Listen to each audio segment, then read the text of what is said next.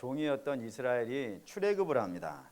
하나님의 이루 말할 수 없이 놀라운 능력과 힘에 힘입어서 애굽에서 나오게 되는데, 그때 나오게 된 인원수가 성경에 기록이 되어져 있습니다. 남자로서 20세에서 60세까지 해당되는 사람이 총 60만 명이었다라고 되어 있단 말이에요. 그러면 20세 밑에, 60세 위에, 그리고 여성, 그리고 아이, 장애인 이런 거 재수에 빠지는 사람도 있단 말이에요. 또 거기에 섞여 나온 족속들이 있단 말입니다. 이런 사람들을 줄잡아서 다 합치면 약 250만 명 정도가 출애굽을 했을 거라 생각을 한다 이겁니다. 그러면 250만 명이 어느 정도의 느낌이냐면, 전주 인구가 60만이라고 했을 때 약 4배 정도 되는 어마어마한 양이 출애굽을 한 겁니다. 특별시 2개 정도? 부산 인구가 110만인가? 그러면 부산 인구보다도 2배가 많은 그런 어마어마한 인구가 출애굽을 한 겁니다. 같이 나온 겁니다. 그러면 그 사람들 사이에 문제가 생길까요? 안 생길까요? 네. 우리 교회가 어린아이에서부터 어른에 이르기까지 약 300여 명 정도가 되어지는데, 이 300여 명이 있는 교회에서도 문제가 있어요. 그럼 2명 있으면 없을 것 같습니까? 2명 있는 곳에 문제가 있는 곳을 아시죠? 여러분들이 처음 결혼했을 때 딱 둘만 있잖아요. 그런데도 불구하고 뭐해요? 싸워요. 사람 신기해요. 2명만 모이면 싸워요. 그렇기 때문에 3명이 모이면 접시가 깨지고, 여성이 꼭 그런 건 아니에요. 모두가 3명이 모이면 싸워요. 그러니 250만 명이 모이는데 문제가 안 생긴다면 그게 희한하고 거짓말일 겁니다. 그러니 그런 시비가 분쟁이 생기게 되어지면 그 시시비비를 좀 가려야겠죠. 그럼 그 시시비비를 어디 가서 가릴까요? 여기에 이제 문제가 있는 겁니다. 이스라엘은 이 시시비비를 가려줄 사람이 없는 거예요. 왜요? 저들은 리더였던 적이 없기 때문이에요. 저들은 뭐였어요? 종이었다니까요. 종은 시키면 그 시키는 거를 하는 거예요. 그거를 400년 가까이 한단 말이에요. 그러니 거기에 무슨 리더가 나올 수가 있겠어요? 시키는 대로 하는 거는 할 수 있을지는 모르겠지만 자기가 주도적으로 뭔가를 한다는 건 거의 불가능하다 이겁니다. 뿐만 아니라 할 수 있다면 딱 한 사람이 가능한 겁니다. 그게 누구냐면 모세예요. 모세는 왜 가능하냐면 그는 정규 교육을 받았거든요. 애굽의 왕자로서 애굽의 정규 교육을, 물론 하나님께 임명받은 사람이긴 하지만 이스라엘 백성들이 바라봤을 때, 육신의 눈으로 바라봤을 때 모세는 왕궁에서 정규 교육을 받은 사람이기 때문에 백성들을 리드해 본 경험도 있고 전쟁에 나가서 군사들을 이끌고 싸워본 적도 있단 말이에요. 리더였단 말입니다. 그러니 모세는 그걸 할 수 있는 겁니다. 그러니 당연히 이스라엘의 모든 크고 작은 문제를 가지고 다 어디로 모이는 거예요? 모세에게 모이기 시작했어요. 모세는 이 문제들을 해결을 해야 됩니다. 그래서 아침에 눈 비비고 일어나 옹달샘에 가서 눈만 비비고 아침부터 밥도 안 먹고 재판을 하는 겁니다. 언제까지? 계속 하는 거예요. 끝날 때까지 계속 하는 거예요. 그러고 있는 차에 광야에서 장인이 왔습니다. 이드로 장인이 찾아왔습니다. 장인이 왔으니까 뭐 해야겠어요? 생각해봤죠. 제가 사위가 생겼는데 그 집에 갔어요. 갔는데 사위가 저를 쳐다도 안 보고 일만 하고 있다.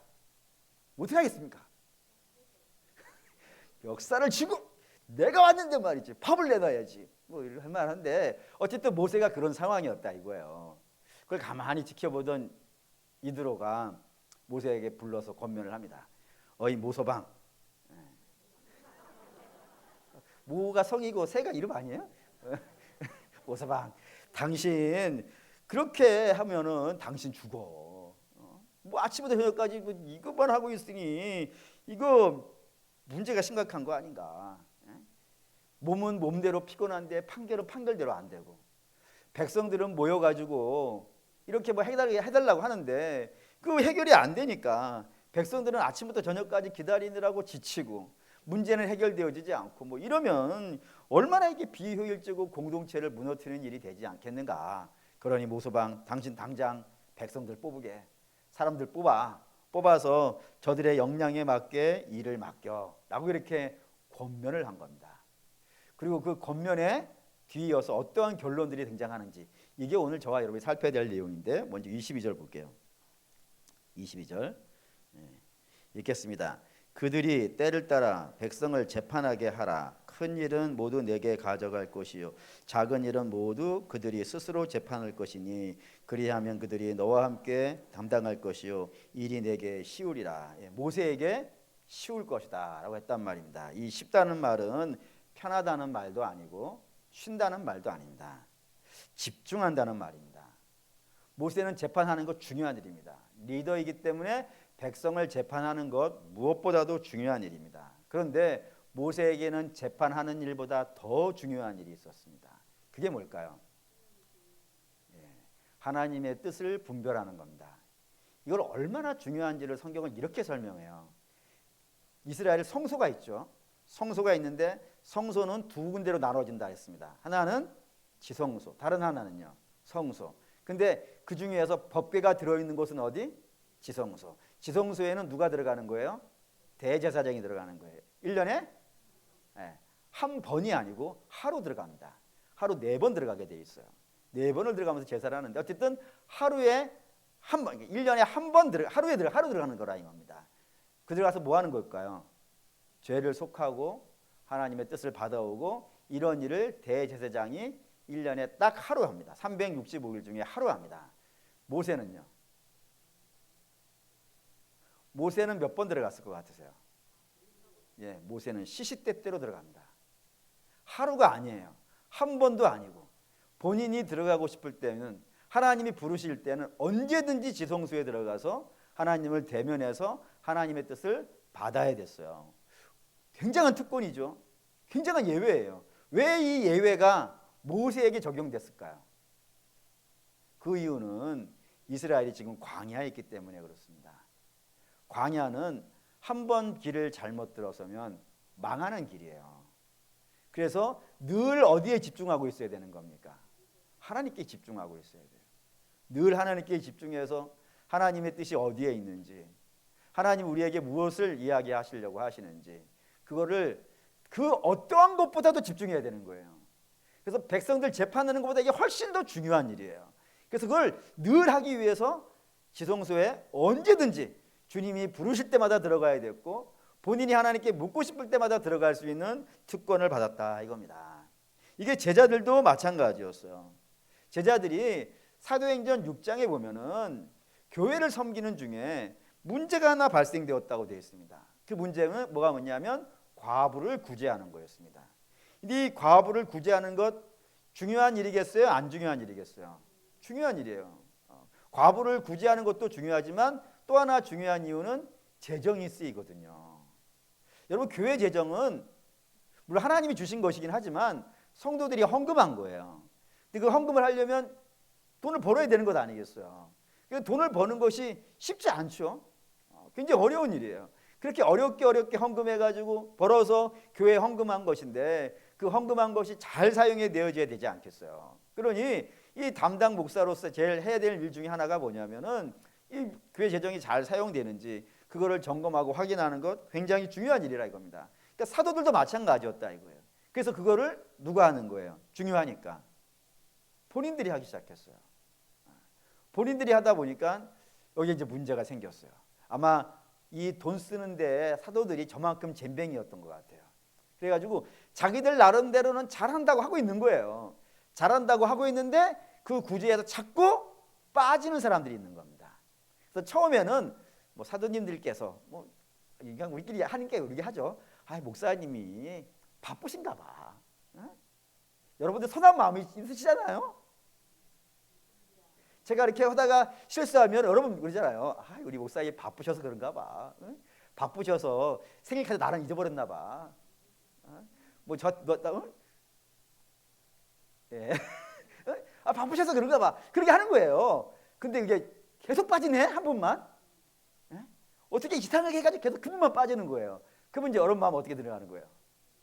아니 이런, 아무리 바빠도 말이야. 내가 누군데? 정상적인 반응이에요. 이거 초대교회도 그러잖아요. 왜 우리만 빠져? 처음에는 그들도 그렇게 말 안 했을 거예요. 사도들 베드로, 야고보 어마어마한 사람들이니까 뭐 당연히 뭐 어떻게 하시다 보니까 사람이 실수할 수 있지 했는데 계속 거기만 빠지니까 이 사람들이 지금 뭐 하는 거야? 이런 마음 들었단 말이에요. 그러다 보니 교회가 분쟁이 생겼다 이겁니다. 교회가 분쟁이 생기면 어떻게 일이 되겠어요? 그 전까지만 해도 교회가 칭송을 받고 자기가 가진 거를 다 내놓고 함께 유무상통하면서 잘 살았기 때문에 본인들도 은혜가 충만했지만 백성들한테도요 칭찬을 받아가지고 날마다 구원받는 자의 수가 더하여 따르잖아요. 그렇게 막 나가는 교회였는데 그 화합이 무너지고 분쟁이 일어났으니까 어떻게 되겠어요? 심각해진 거예요. 그때 이제 사도들이 중요한 결정을 하나를 합니다. 그 중요한 결정이 뭐냐면 리더를 세워라. 성령과 지혜가 충만한 사람들을 세워라. 그러면 지금까지 우리가 맡았던 이 교회 재정의 일을 그들에게 다 넘기겠다. 그래서 거기 안수 집사 등장하는 7사람이 등장하는데 그 7사람이 전부 헬라인들이에요. 이름들이 빌립, 스데반, 니골라 전부 헬라 사람들. 헬라어를 쓰는 사람들이에요. 그러니까 유대인들이지만 그 모국어라든가 그런 것들 전부 다 헬라어로 쓰는 사람들을 다 뽑아놓고 그들에게 재정을 다 맡긴 다음에 본인들은 뭐 하겠다 그러는 거예요? 기도하는 일과 말씀 전하는 일에 전념하겠다고요. 그리고 실제로 사도들은 이제 그 일을 합니다. 뭐 더없이 중요한 일 아니겠어요. 그래서 정령했더니 그 뒤에 어떤 일이 일어나죠? 교회가 평안해졌다라고 되어 있다니까요. 그러니까 교회를 평안하게 하는 것은 사도가 교회를 맡은 자가 기도하는 일과 말씀 전하는 일에 온전히 충성하여서 하나님이 기뻐하시는 기도를 하고 하나님이 기뻐하시는 말씀을 전하면 교회는 어떻게 되는 거예요? 평안해지는 거예요. 평안해지는 거예요. 나머지 재정에 관련된 건 얼마든지 훌륭하신 장로님도 계시고 안수 집사님도 계시고 재직들도 계시니까 여러분들이 잘하시면 된다 이겁니다. 그래서 저는 뭐 그냥 결제만 해요. 알아서들 잘하시니까 맡겨놓고 설교만 하고 있는데 잘하는 거는 모르겠어요. 잘하는 건 모르겠는데 어쨌든 그것만 하고 있어요. 근데 그건 모세의 일이고 중요한 건 23절입니다. 23절 읽을게요. 내가 만일 이 일을 하고 하나님께서도 내게 허락하시면 내가 이 일을 감당하고 이 모든 백성도 자기 곳에서 평안히 가리라. 백성들은 어떻게 된다고요? 평안해질 것이라고요. 그러니까 지금 이스라엘이 불평을 하는 이유는 이거였다는 겁니다. 문제가 있어요. 사람이 모이는 곳에 문제가 없다는 거는 있을 수가 없는 거예요. 우리가 천국에 올라가서 우리의 몸이 완전히 변화되어 영광스러운 몸이 되어진다면 거기서는 분쟁이 없을 겁니다. 하지만 여기에 있는 동안에는 분쟁이 있어요. 있는데 분쟁이 고통스러운 것이지만 진짜로 고통스러운 것들은 백성들한테는 이거였던 것 같아요. 아침부터 기다려야 되는 거예요. 이거 해보셨습니까? 아침부터 기다리는 거예요. 그래서 기다리는 시간이 한 5시간, 6시간을 기다리는 거예요. 근데 문제가 심각하니까 기다릴만 하지 않습니까? 근데 문제를 해결하려고 모세를 만났어요. 만났더니 5분만 하네. 5시간 기다리고 5분 만난 거예요. 그래서 내가 하고 싶은 이야기를 충분히 할 수 있겠어요, 없겠어요? 못하죠. 아니 속상한데 문제를 해결하는 건 다음이고 내가 지금 억울하다는 이야기만큼은 충분히 했으면 좋겠잖아요.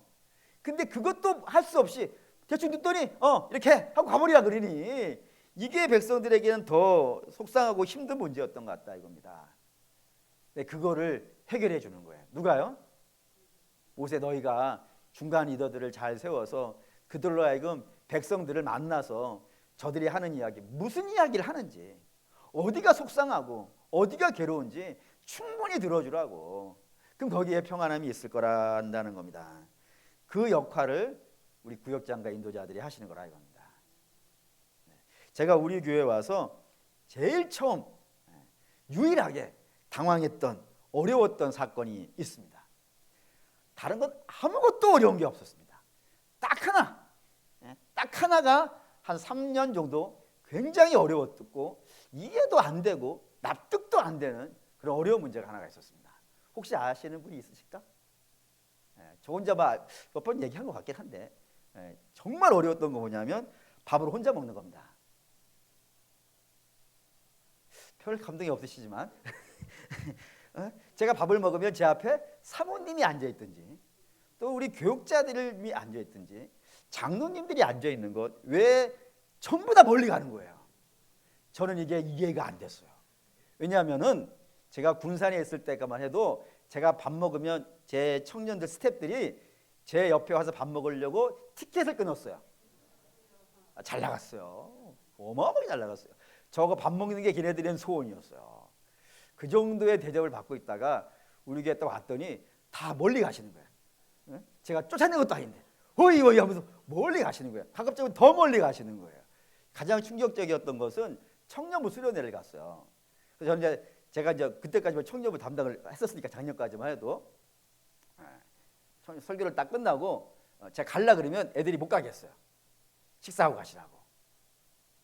안 믿으시는데 사실이에요. 네. 진짜인데. 그래서 어쨌든 근데 한 청년이 그러더라고. 갔다. 우와. 이해가 안 되는 거예요. 아니 나는 제가 나가면 기대를 했다니까요. 나가면 목사님 식사하고 가시죠. 이럴 줄 알았는데 갔다 지들끼리 논다 이거지. 얼마나 큰 충격인지 모르겠어요. 그런 세월이 한 3년 정도 지나고 있는데 갑자기 딱 인지가 됐어요. 부담스럽구나. 3년이 지나고 나서야 알아. 굉장히 미련한 거예요, 제가. 그러니까 부담스럽구나. 근데 그게 맞다라는 생각이 들었어요. 나중에는. 왜 맞냐면 담임 목사가 좀 부담스러워야지. 담임 목사가 친구 같아가지고 함부로 대하고 함부로 말하고 그러면 되겠는가. 나야 뭐 함부로 말할 수 있지만 여러분들이 그러면 되겠는가. 그러니 담임 목사를 좀 부담스러워하는 것이 맞겠다 생각이 들어서 멀리 가시는 분들을 마음속으로 축복해 줍니다. 멀리 가세요 이렇게 됐다 이거예요.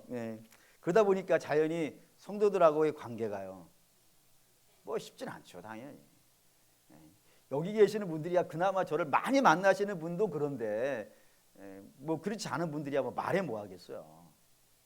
그러니 뭐 특히 코로나 시국이라 신방도 많이 못 가가지고 많은 이야기를 못 했는데 그러니 뭐 쉽지 않죠. 관계들이 다. 근데 그 간극들, 그 멀어진 간극들을 우리 구역장님들과 인도자님들이 좀 채워주셔야 된다 이겁니다.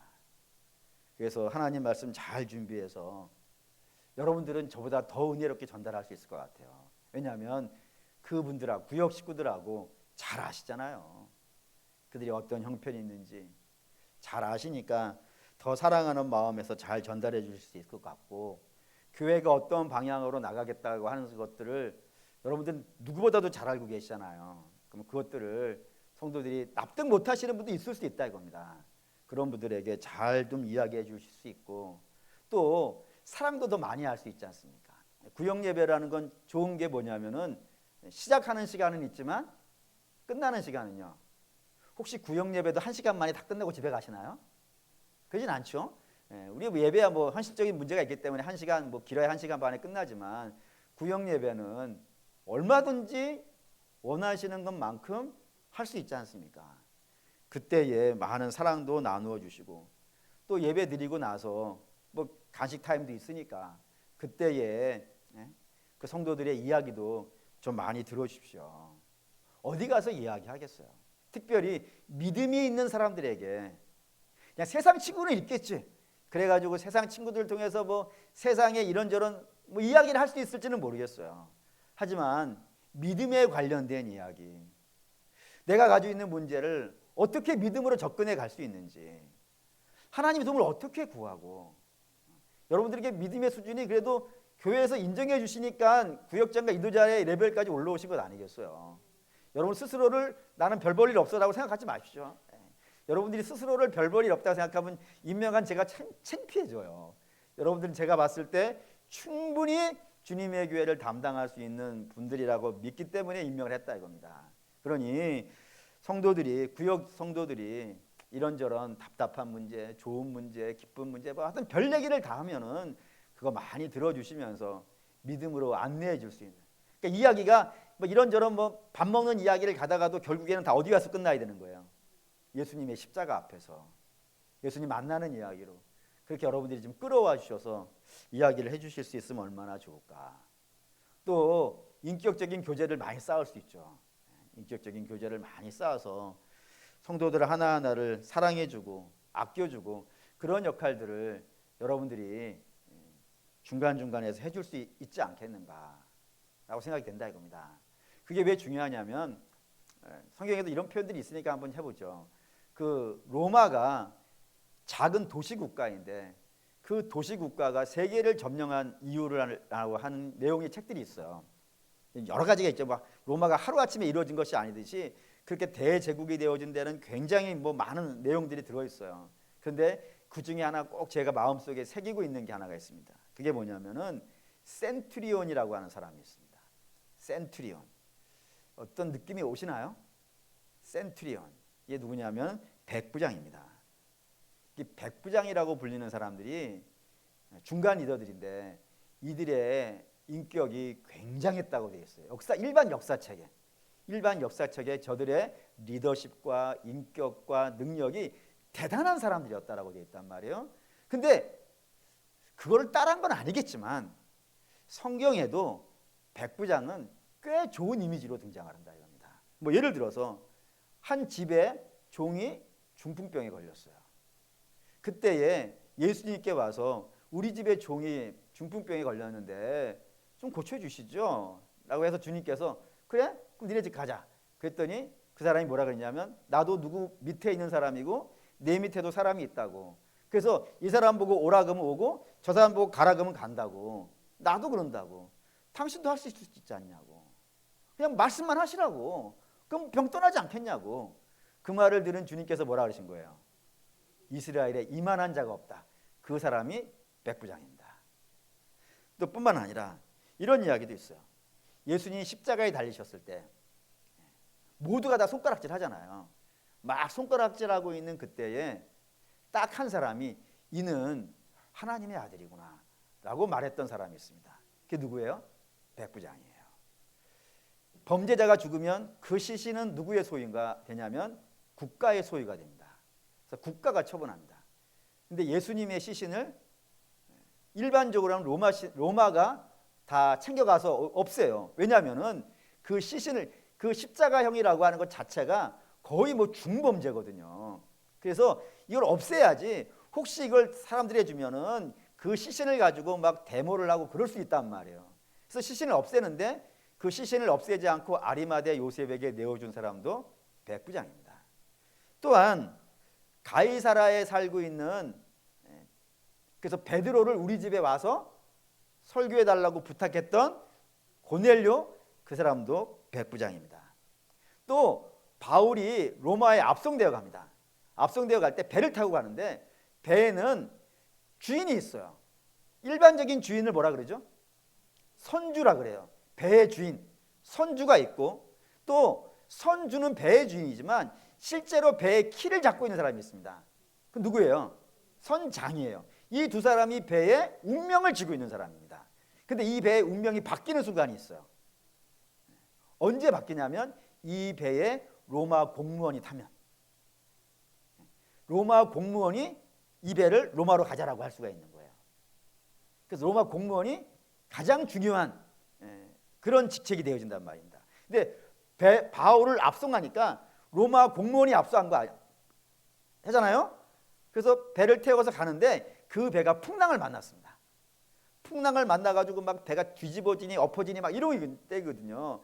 이때에 이 배의 총책임자가 되어진 이 사람, 로마 공무원, 이 사람이 누구 말을 들어야 될까요? 선주의 말을 들어야 될까요? 선장의 말을 들어야 될까요? 그럼 찾으십시다. 사도행전 27장.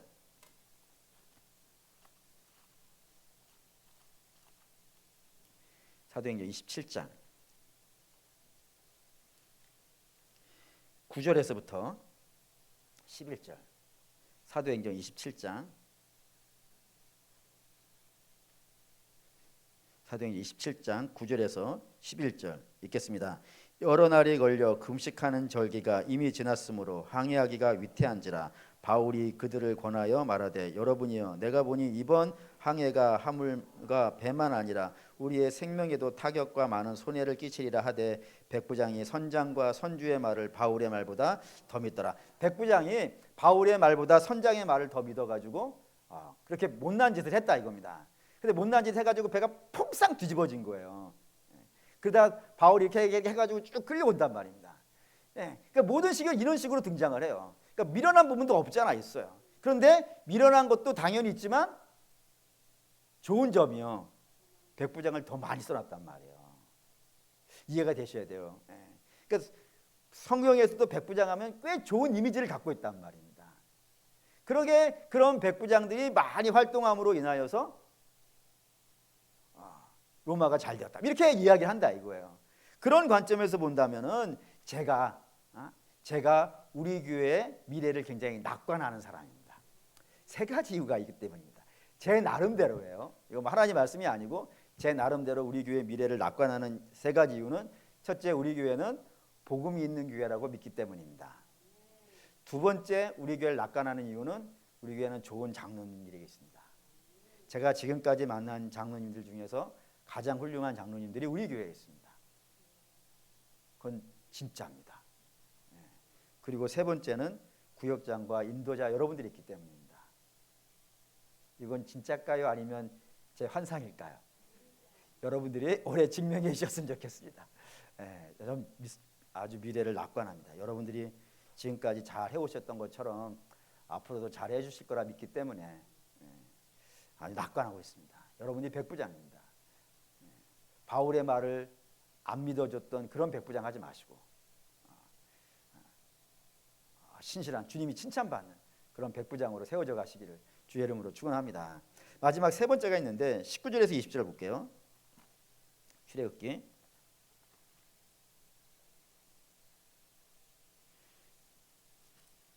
19장 18장 19절에서 20절 읽겠습니다. 이제 내 말을 들으라. 내가 내게 방침을 가르치리니 하나님이 너와 함께 계실지로다. 너는 하나님 앞에서 그 백성을 위하여 그 사건들을 하나님께 가져오며 그들에게 율례와 법도를 가르쳐서 마땅히 갈 길과 할 일을 그들에게 보이고. 세 번째 이 뭐냐면 이드로가 모세에게 너 지도자 세워. 근데 그 지도자를 세워서 그냥 하게 하면 안 되니까 어떻게 하라고요? 무엇을 할지 가르쳐서 하라고 하게 됐다 이겁니다. 가르쳐서 한다는 거, 이게 저는 굉장히 중요하다고 생각해요. 왜냐하면 하나님께서 당신의 백성에게 일을 맡기실 때 그냥 보내지 않으신다는 겁니다. 그들이 어떻게 해야 될지 은혜를 부으셔서 하게 한다는 거예요. 그럼 저는 이게 제 개인적인 간증이 된다 이겁니다. 뭐 여러분 알다시피 저는 다른 사람 앞에 말하는 거 되게 어려워한다고, 힘들어한다고 누차 말씀을 드렸습니다. 굉장히 사실 부담스럽고 어려운 부분입니다. 그런데 그럼 설교는 어떻게 하는가? 나름대로 여러분 뭐 생각하시겠죠. 근데 그냥 저는 제가 아무리 생각해도 잘 이해가 안 되는 부분이었어요. 그래서 사모님이 간혹 한 번씩 저한테 이렇게 말할 때가 있어요. 설교 준비하세요라고요. 제가 욱하죠. 제가 뭐라 그러냐면은 내가 설교 자판기냐? 돈 집어넣으면 툭 나오게? 그렇게 얘기를 해요. 근데 가만히 생각해 보면 그 말이 맞아요. 왜 맞다라고 생각하냐면 저 사실 설교 준비하기 위해서 전전긍긍해요. 이 책 봤다가 또 이 책 봤다가 전전긍긍해요. 그러면 전전긍긍하면 설교가 나올까요? 안 나올까요? 안 나오는 거예요. 이게 전전긍긍하다고 설교가 나온다 그러면은 뭐 이게 그렇죠. 안 나와요. 근데 내가 전전긍긍하고 있는 이유는 뭐냐면은 하나님이 제가 전전긍긍하고 있을 때 불쌍히 여기시는 것 같아. 불쌍히 여기셔가지고 저는 그렇게 기도하고 설교를 준비를 해요. 하나님, 우리 성도들에게 가서 할 얘기가 있어야 될 텐데 할 얘기를 제가 만들어낼 수는 없지 않습니까? 그러니 주님이 뭐 주셔야 뭐 가서 뭐 이렇게 한마디라도 풀 수 있지. 안 주시는데 어떻게 풉니까? 제가 뭐 설교 창작자도 아니고 뭐 예술가라면은 뭐 그림을 창작해내잖아요. 설교에 저작권이 있습니까? 이거 뭐 하나님이 주셔야 뭘 하지. 안 주시는데 뭐 어떻게 하겠습니까? 라고 아주 전전긍긍해요. 그러면 하나님이 불쌍해 보이셨는지 갑자기 툭 주시는 거예요. 그 가장 대표적인 게 복음입니다. 전 사실 복음을 잘 몰랐어요. 전도사를 하고 있음에도 불구하고 복음이라고 성경에 써 있고 복음을 저는 이야기한다고 생각했어요. 근데 뭐 이렇게 잘 되고 성공하고 어떤 성경에도 그런 내용이 있잖아요. 그런 이야기를 막 해놓고 복음이라 그런 거예요. 근데 아무리 생각해도 아니 뭐 그게 복음이면 우리 주님이 죽으셔야 될 이유가 도대체 뭔가? 구약으로도만 충분하지 신약이 있어야 되는 이유가 뭔가? 그래서 한때는 신약 설교를 되게 어려워했어요. 구약에는 뭐 이렇게 하면 전쟁 이겼다더라, 또 뭐 승리했다더라, 뭐 망했다더라, 얼마나 쉬워요. 그러니까 한때는 정말 구약만 갖고 설교를 한 적이 있었어요. 복음을 잘 모르니까. 그리고 그걸 복음이라 그랬다니까요. 예수 믿으면 성공합니다. 잘 됩니다. 여러분 할 수 있습니다. 딴 데 가서 여러분 할 수 있습니다. 그럼 다 아멘해. 그걸 좋아한다니까요. 그걸 복음이라고 했다고요. 여러분 뭐든지 잘 될 수 있습니다. 이걸 복음이라고 했는데 이해가 안 되고 있었단 말이에요. 하나님 복음이 궁금한데 잘 모르겠습니다. 알려주십시오. 전전긍긍했어요. 그랬더니 하나님이 저한테 복음이 무엇인지 알려주셨어요. 그때부터 이제 죄가 뭔지, 십자가는 왜 세워졌는지, 우리 주님이 죽으시는 이유와 부활하신 이유를 하나씩 알아가면서 오늘 여기까지 왔다 이겁니다. 여러분도 저는 마찬가지일 거라고 생각합니다. 여러분도 구역에 가서 복음을 전해야 될 텐데 모르시면 구하시는 거죠. 우리는 구할 수 있는 특권이 있잖아요. 주님께서 분명히 말씀하셨죠. 구하라고요, 찾으라고요, 두드리라고요. 이거를 성도들이 자꾸 딴 데다가만 써. 뭐 건강 중요해요. 그것도 구하세요. 자녀들 출세하는 거 좋은 대학 구하세요. 찾으세요. 근데 그것만 찾으니까 문제가 돼. 정말 우리 주님이 찾으라고 하는 건 복음인데 복음을 모르고 다른 걸 안다는 건 아무것도 모르는 겁니다. 근데 복음을 알면 나머지는 다 알게 되어져요. 그로 사랑하는 믿음의 성도 여러분, 바라고 원하는데 여러분들의 소원을 하나님 말씀 아는 걸로 두시고 기도하실 때 하나님 구역에 가서 하나님 말씀 전해야 됩니다. 제 입만 바라보고 있습니다. 어떤 말씀을 전할까요? 그리고 어떻게 전할까요? 알려주십시오. 여러분 전전긍긍하시고 있으십시오. 안타까워하십시오. 이제 줄 게 없는 나의 모습을 보면서 안타까워하십시오. 하나님께서 여러분들을 먼저 채우실 겁니다. 그럴 수밖에 없죠. 여러분들을 채우지 않고서는 넘어갈 수가 없으니까 여러분들을 충만히 채우셔가지고 넘어갈 수 있게 만들어 주시리라 믿습니다. 그런 것이 있고 또 하나는 21절 좀 볼까요? 21절 읽겠습니다. 너는 또 온 백성 가운데서 능력 있는 사람들 곧 하나님을 두려워하며 진실하며 불의한 이익을 미워하는 자를 살펴서 백성 위에 세워 천부장과 백부장과 50부장과 10부장을 삼아라고 했습니다. 여기 이제 모세가 지도자를 삼는데 뭐를 하라고 되어 있냐면 살펴라라고 되어 있다고요. 살피라는 말을 목자가 해야 될 가장 중요한 단어 중에 하나가 이 살펴라입니다. 이거를 솔로몬은 뭐라고 얘기했냐면 하나님께 왕이 되고 나서 제가 백성들을 살펴야 됩니다. 이거예요. 재판을 해줘야 된다고. 재판을 하기 위해서 그들 사이에 출입을 해야 되는데 그들에게 자꾸 가야 되는데 하나님 저에게는 지혜가 없습니다 라고 했단 말이에요. 그 지혜를 주십시오. 그러니까 그 지혜를 받는 것, 그 듣는 마음인데 듣는 마음을 달라고 하는 이유가 뭐냐면 백성들을 살펴야 되기 때문이에요. 살펴야 되기 때문에 달라고 했다 이거예요.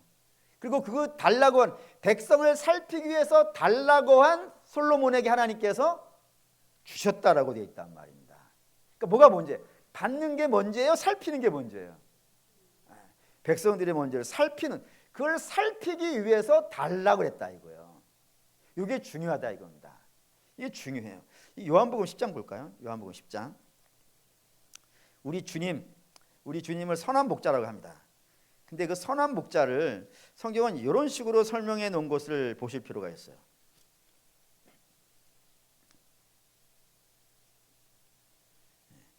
10장 3절 읽겠습니다.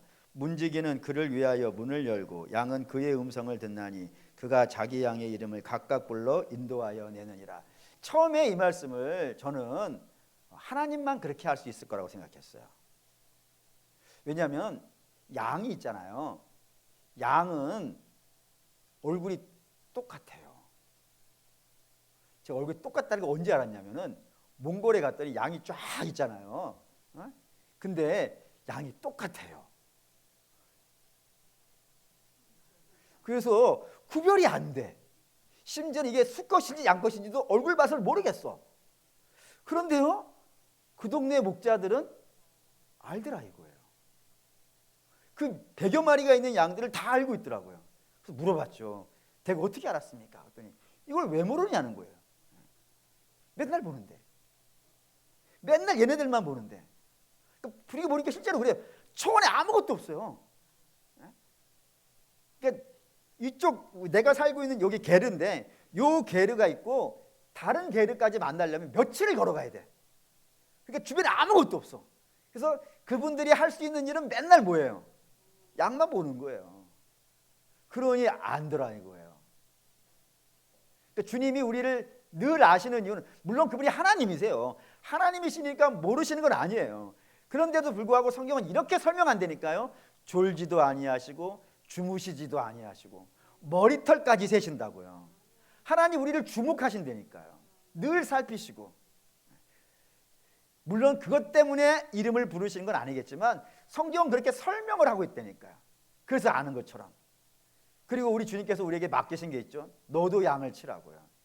그래서 목자의 마음은 어디에 가 있어야 돼요? 양에 가 있어야 돼요. 그래서 우리 부목사님들 늘 제게 이렇게 한 소리 듣는 여러 가지 이유가 없고 한 가지가 있는데 그게 뭐냐면 목자의 마음은 양에게 있어야 돼요. 그래서 교회에 성도들이 오면 누가 왔는지 누가 안 왔는지 다른 사람은 몰라도 교구장은 알으셔야 된다고. 왜냐하면 매번 오시던 분은 매번 오셔서 매번 그 자리에 앉는다고. 여러분은 감을 아시나요? 늘 앉는 자리에 습관적으로 앉아요. 그래서 제가 뭐 군산에 있을 때는 제가 맡은 교구가 500명이었기 때문에 500명이 앉는 자리가 있어요. 그거는 양 목사님이 시기해가지고 4개의 교구를 이쪽 교구는 여기만 앉고 이게 다 구분해 놨어요. 제가 예를 들어 이쪽 맡았다 그러면 저 뒷자리에 있으면 누가 왔는지 500명이 다 알아요. 맨날 새 앉아서 새벽 예배에 누가 왔는지 세고 수요 예배에 누가 왔는지 세고 금요 예배에 누가 왔는지 세고 그래서 안 오면 그분만 전화를 해요. 왜 안 오셨습니까? 당해보신 분들도 계시죠? 그 세요. 셀 수밖에 없어요. 목자의 마음은 양에게 있어요. 그것처럼 구역 인도자 여러분들도 또 구역장 여러분들도 여러분의 구역 식구에게 마음이 있으셔야 됩니다. 그래서 오늘 왔나? 안 왔으면 왜 안 왔을까? 어디 아픈가? 어디 뭐 속상한 일이 있는가? 어디 좀 괴로운 부분이 있는가? 그거를 살피는 겁니다. 그렇게 살피는 중에 제가 하나 아는 게 있어요. 그게 뭐냐면 우리 주님이 나를 이렇게 살펴오셨겠구나. 주님의 마음을 알게 됐어요. 여러분 이게 복된 거 아닙니까? 우리가 주님의 마음을 아는 것. 저는 이렇게 부모와 자식 이렇게 설명하는 거 좋아하니까 자식이 부모의 마음을 알아줘요. 부모는 어때요? 기쁘죠. 자녀도 큰 거예요. 그것처럼 성도들, 특별히 리더 되시는 분들은 주님의 마음을 아는 걸 영광입니다. 근데 그 영광을 어떻게 알아가는가? 하나님께서 내게 맡기신 양들을 잘 돌보는 겁니다. 그들에게 마음을 두고 그들을 살피고 그들을 위해 기도해주고 그들을 사랑해주고 주님의 마음으로 때로 아파해주고 주님의 마음으로 함께 기뻐해주고 그러는 과정 속에 리더가 양성되어져 가고 훌륭해져 가고 아름다워져 간다 이겁니다. 그로 사랑하는 구역장 인도자 여러분, 오늘 임명 예배니까 여러분에게 맞춰서 설교하는데 구역장과 인도자들은 구역 예배 준비를 잘 하십시오. 복음을 잘 살피십시오. 그리고 그 복음을 잘 전달하기 위해서 하나님께 매달리십시오. 하나님께 구하십시오. 여러분이 충만히 하나님 말씀으로 채워지리라 믿습니다. 그리고 또한 구역을 돌보시기 위해서 성도 한 분 한 분을 위해서 기도하시고 사랑하시고 아껴주시고 찾아주십시오. 그러는 과정에 주님이 나를 이렇게 찾으셨구나라는 것을 알게 될 겁니다. 그런 마음이 1년간 쭉 진행하면은, 그래서 제목을 오늘 이거로 달았어요. 기쁨의 잔치였음을.